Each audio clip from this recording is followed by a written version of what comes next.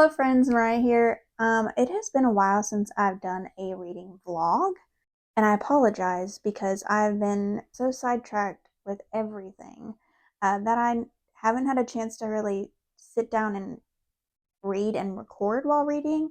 So I figured I'm going to do a weekend reading challenge, try to read one book this weekend. I'd like to read two, but if I get to one, then I'm proud of myself for that. So I'm going to go ahead and get my book that I've decided to read. Should I go ahead and pick the book that I want to read, or should I let my Jar of Fate do that? I don't want to let my Jar of Fate do it. Maybe it's something good. Okay, that's what we'll do. Hiya! I'm gonna make sure that I show you so you know what I'm picking. I'm hoping it's something good. Alright, on camera. What is this? Wayward! Okay. Honestly, this is perfect for this video because I have not been really reading any sort of like witchy October-y book, and this is perfect because get the dust off there. This is perfect for the end of October, and it is apparently a multiple POV book. So there's 3 different time frames. I actually don't know much about this book, so I'm gonna actually read this real quick. 2019. Under cover of darkness, Kate flees London for ramshackle Wayward Cottage, inherited from a great aunt she barely remembers. With its tumbling ivy and overgrown garden, the cottage is worlds away from the abusive partner who tormented Kate. But she soon suspects that her great aunt had a secret, one that lurks in the bones of the cottage, hidden ever since the witch hunts of the 17th century. Ooh. 1619. Altha is awaiting trial for the murder of a local farmer who was stampeded to death by his herd. When Altha was a girl, her mother taught her their magic, a kind not rooted in spellcasting, but in a deep knowledge of the natural world. But unusual women have always been deemed dangerous, and as the evidence of witchcraft is laid out against Altha, she knows it will take all her powers to maintain her freedom. I don't know why I keep doing that. 1942. Oh wow, it really skips around. As World War II rages, Violet is trapped in her family's grand crumbling estate. Straitjacketed by societal convention, she longs for the robust education her brother receives and for her mother, long deceased, who was rumored to have gone mad before her death. The only traces Violet has of her are a locket bearing the initial W and the word Wayward scratched into the baseboard of her bedroom. Weaving together the stories of 3 extraordinary women across 5 centuries, Wayward is an astonishing debut in an enthralling novel of female resilience. Okay, yeah, so I'm excited about this. What we're going to do, because I have a lot to do, I have not eaten, so I'm going to make myself something to eat, and then I'm going to get to editing, and then we will get into reading, so yay! I'm so excited. I'm really excited that I got Wayward. Was not expecting that, but yeah, so let's go make something to eat. Okay, I'm back. I haven't made actual lunch yet, but my husband has decided that he gets to, every time I pick a book out of my Jar of Fate, he gets to put one in for me to read. I don't get to know the premise of it. I don't even think you guys get to know the premise of it because I edit these videos, and if I see what it is, then the whole thing is ruined. So he's currently writing down something for you can come in here for me to read, and he's gonna put it in my jar. So are you done? Yeah. Oh, he's still so he's not even gonna get in the flame. He's just gonna put it in there. You gotta roll it up more than that, or I'm gonna know which one it is. Okay, now we're gonna go make lunch.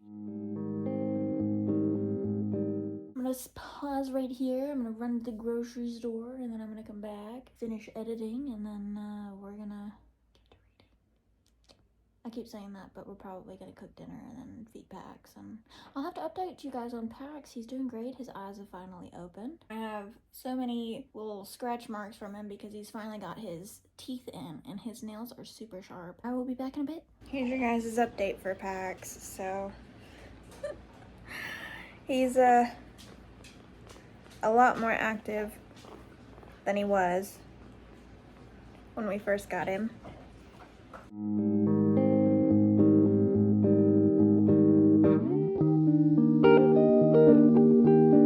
Good morning, friends. I did not get to any reading last night, I will be honest.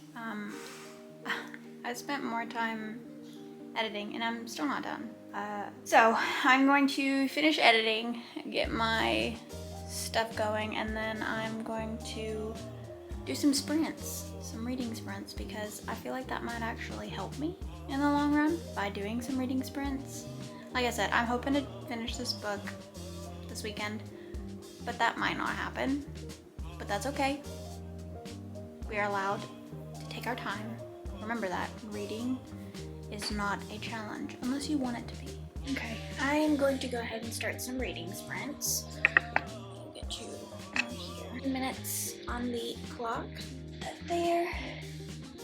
Hopefully you can see that. I don't know if you can see that, but it's there. It's going. Wayward. I don't know people who can actually read with the dust jacket on, but if you do, props to you.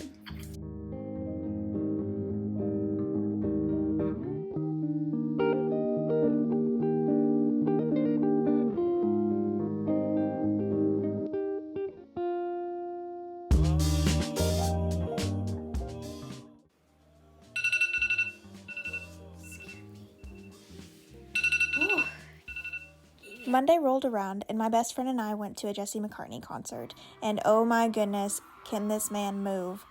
He played his Beautiful Soul, which is now 20 years old, and even a Sabrina Carpenter song. But somebody please remind me next time I go, I need to bring earplugs because my ears were ringing by the end of this.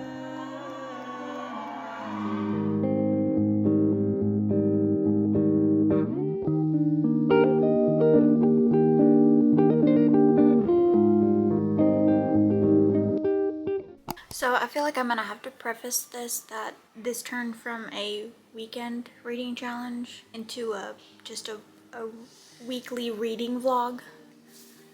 I'm not that far, but I figured I'd go ahead and update a little bit. There is Kate, who is trying to get away from her abusive husband, which she has at this point. She's gone to her great aunt's estate, which it's more like a cottage kind of place. It's not really a big estate. She's escaped there from her abusive, I don't even know if they're married or like husband, but she's escaped. And then you follow Violet, who is her great aunt, Kate's great aunt. She is at the age of 9, and basically she is trying to appease her father by staying out of trouble, because her father basically threatened her with sending her off to finishing school, which she would be locked away, wouldn't be able to go outside, and outside is like her favorite thing to do. So she's been trying to like act better, and she's like been trying to delve into her studies more to show her father that she doesn't have to be shipped off to this finishing school. And the reason that he threatened her is because they have a visitor coming and he wants her to act like a proper lady. And then the third one is Alpha. I think that's how you say her name. But basically, she was accused of performing witchcraft to murder a farmer by having the cows stampede him. Not exactly sure how that would attain to it, but it's a different time period, so she's awaiting trial. Violet is basically cutting herself off from the things that she loves, and Kate is exploring the new world of being away from her abusive husband. So it's really good. I actually read some on lunch today, and it was kind of like I couldn't put it down. I'm enjoying reading it so far, so we're going to get back into it. Sorry if you hear Pax in the background. He's running around having a good old time.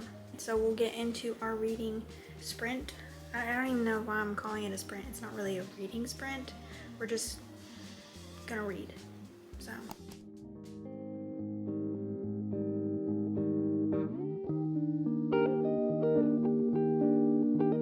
for Violet, the visitor that they're having coming is her cousin. And she has some feelings about this man. And this man says, to become a doctor, I'd first need to be acquainted with how the human body works. Intimately acquainted. He was still watching her. Sir.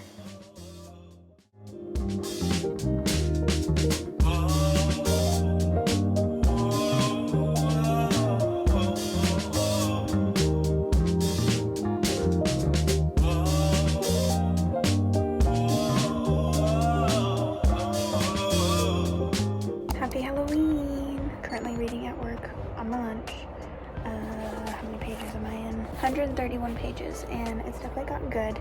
I will say that the cousin that came to visit, at first I liked him, now I don't. He kind of gives me like a really bad vibe, like he's going to do something bad. Just not liking him. Kate is doing okay. She's got something that's coming up and she's kind of like facing a difficulty right now. And then Alpha is of course still being persecuted for killing farmers, so we're still going through the court and the trial and hearings of prosecuting her as a witch.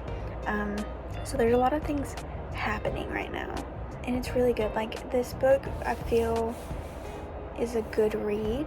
Like, I don't feel like I'm having to force myself to read this book. It's very good. I also wanted to point out, I think one of the reasons why I'm enjoying this book so much is I really like historical fiction books and like books that basically talk about actual things that happened in the past. And this is obviously talking about the witch trials, even though there are different POVs. One of the POVs is during the time that women were prosecuted as being witches and practicing magic and all that stuff. So I think that's one of the reasons why I'm really enjoying this book. Is it like jaw-dropping right now? No, it's definitely keeping me interested, and when I'm learning more about one character, it immediately jumps over into somebody else's, and it irritates me, but then I'm like, oh, okay, now I get to finish reading about this person. So just wanted to put that in there. So let's get to reading.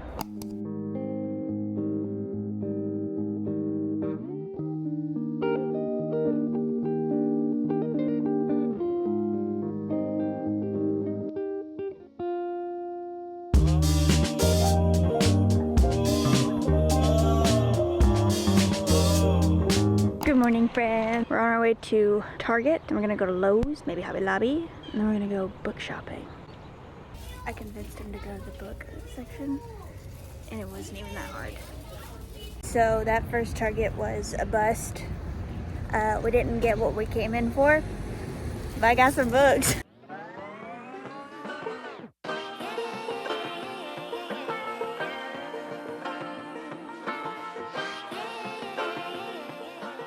So I'm obviously making a TBR jar, and I got paper and a jar, and then I got a pen holder. Now that we're done with Hobby Lobby, we are off to the library to go book shopping because they're selling their books. So we're gonna get some good stuff.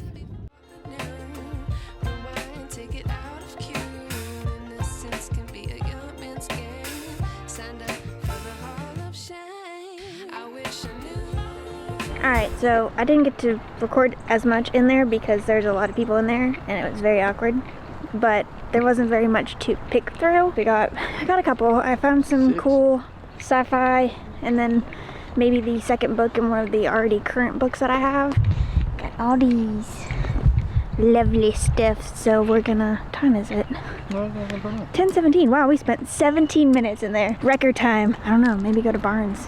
I went to Barnes & Noble for one book, and I found it. I ended up getting more, so I'm going to give you a quick rundown of all the books that I got throughout the duration of this video. So let's go ahead and get started. If you are anything like me and enjoyed the Avatar: The Last Airbender, then you probably also thought that Zuko and Katara should have ended up together, and this is that book. I'm not sure if this is like a fan fiction type book or if this was just a tribute to it. Like, in the book it obviously says, you know, for the people who wish that Katara and Zuko had ended up together. This is Broken Flames. I think it's M.K. Ahern. I'll try and get it in there so you can see, but it's beautiful. There's some like art in here. Let me see if I can pull it up for you guys. There is some art in these books, which is, I love that. I love any sort of art in a book. Authors, if you're watching this, please put art in your book, because it's so nice to see that. But yeah, that's the first one. I'm borrowing this. I do not get to keep this book. I do have to return it. But thank you, Callan and Bailey. I'll set those right there because this is going to be a huge stack of books. And then I'm going to go ahead and go into the Barnes & Noble. I only got 3 books. I got A Dark and Drowning Tide by Allison Saft. I do not know much about this book. I'll read the little excerpt here. It says, a sharp-tongued folklorist must pair up with her academic rival to solve their mentor's murder in this lush and enthralling sapphic fantasy romance from the New York Times bestselling author of A Far Wilder Magic. So I've seen this a lot on the social medias and a lot of people that I watch on YouTube reading this book. So I figured I'd go ahead and give it a shot. And besides, I mean, the cover is beautiful. I mean, you can't say no to a good cover. So obviously I picked this up. This is Long Live Evil by Sarah Reese Brennan. And this book is basically, she's dying and her last wish is to be put into her favorite, be a character in one of her favorite books. She wakes up in that universe and realizes that she is not the main character, she is actually the villain. So it follows her in that, and I thought that was such a cool concept. Give me a villain. Give me a good villain. I mean, obviously I want them to be bad, but give me a good villain story, good villain era, and I'm living my best life. Obviously I told you that I read Credence and I read Haunting Adeline. I wish that I had never fallen for some of, I don't blame book talk, I blame myself for not actually looking up the books and kind of like pre-warning myself. I just went in blind because I seen a small little paragraph of like a little excerpt from the book itself and I was like, ooh, that sounds interesting, I'll read the book, and I dove in and I regret that decision.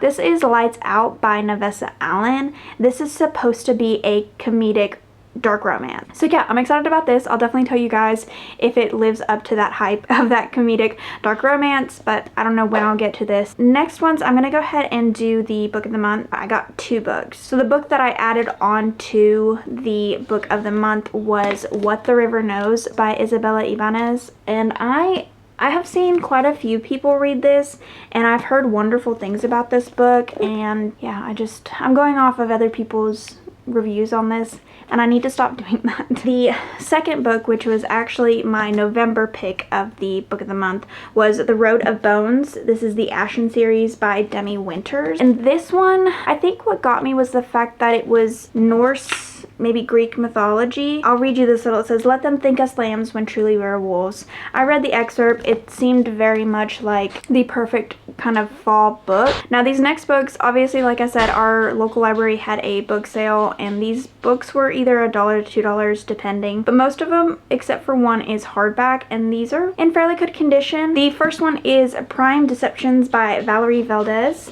This one I thought was so cool. Also, it's got a cat, so sign me up. Anything that's got like an animal in it, especially a cat, I'm ready. Let's go. I've been trying to read more sci-fi books or pick up more sci-fi books because I've currently been in the middle of The Murder Bots by Martha Wells. I say I've been reading. I've been listening to like the first 5. I currently have the 6th one out from the library that I'm going to read. The next book is Bluff by Michael Cardoz, and I thought this was really cool because one, it had cards on it and the back kind of got me. So it says Michael Cardoz is a master at ratcheting up the suspense. A bluff combines poker, a brilliant con game, and 2 terrific women who run the show. If you haven't read Cardoz yet, Bluff is the perfect place to start. I like to think with my brain, not all the time, but sometimes when I do, it's normally only for books or TV shows. But yeah, I got this one. I thought it was really pretty. Hardcover too. I wish that they hadn't stamped the book, but I get it. You can't be picky at the library, okay? You can't. The next one is Halfway Home by Hugh Howey. This one is a sci-fi as well. The next one is The Guns Above by Robin Bennis. And this one, I'm gonna say that this cover art is truly something else. Like, that was one of the main reasons I picked it up, because I loved the cover art. Let me read you a little excerpt here. The Guns Above is a sharp, witty, Roturian adventure full of flintlock rifles, plume chacots, brass buttons, and airship. A winner. This one is a YA. This is the second book to The Great Hunt, I believe. Yeah, it says the sequel to The Great Hunt. So this is The Greatest Pursuit by Wendy Higgins. And I have the first one of this, which I've not read, which I need to read.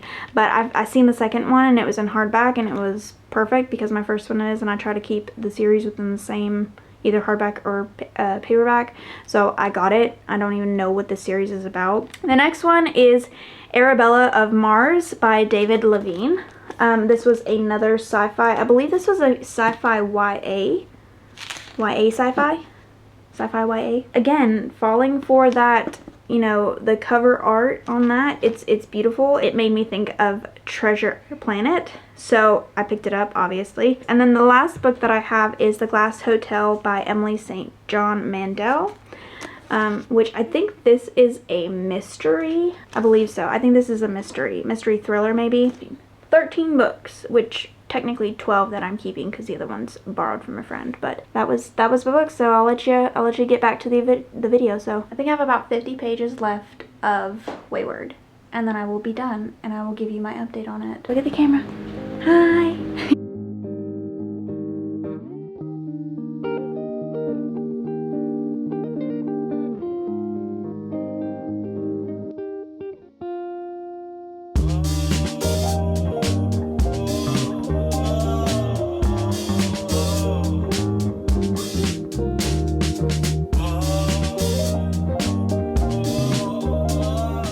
Alright friends, so we've come to the end of the video and I have finally finished Wayward. I will say I did enjoy this book. Was it anything to like call home about? No. It was definitely like a 3.5 for me. I really did enjoy it. I enjoyed the characters. I enjoyed the background stories. I enjoyed learning about the Wayward women and sort of getting the feel of them kind of coming into their confidence of who they are and their ancestry. So I think that this is like a perfect fall read if you're wanting that sort of like witchy vibe. I will say that the plot line is just basically you're learning bits and pieces of their life, and that's about it. I am so glad that some of the men in this book got what they deserved. There are some trigger warnings in this, so if you read this, just be warned. Please look it up if you have certain things that you don't like. Definitely look it up. But again, that is all for this video, and I just want to say thank you so much for taking the time to watch this video. If you liked this, please make sure to subscribe to my channel for future content.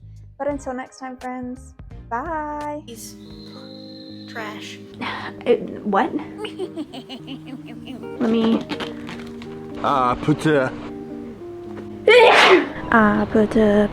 I'm alive. Okay.